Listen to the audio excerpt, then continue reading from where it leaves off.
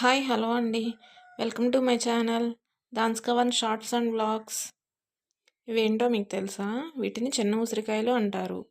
ఇవి చాలా పుల్లగా ఉంటాయి. వీటితో మనం ఇప్పుడు జామ్ చేద్దామండి. ముందుగా వీటిని నీట్గా క్లీన్ చేసుకుని హాఫ్ గ్లాస్ వాటర్ యాడ్ చేసి బాయిల్ చేయాలి. ఇవి 5 మినిట్స్లో బాయిల్ అయిపోతాయండి. ఇవి బాయిల్ అవుతూ ఉండగానే షుగర్ యాడ్ చేయాలి.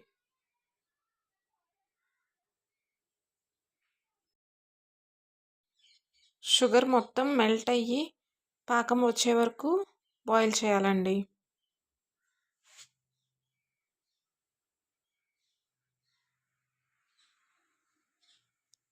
తర్వాత ఇవి ఉడికినాయో లేదో చెక్ చేసుకుని స్టవ్ ఆఫ్ చేయడమేనండి. అంతే, ఎంతో టేస్ట్గా ఉండే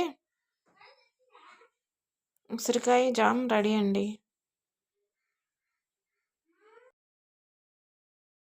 ఇది చాలా పుల్లగా తియ్యగా ఉంటుందండి.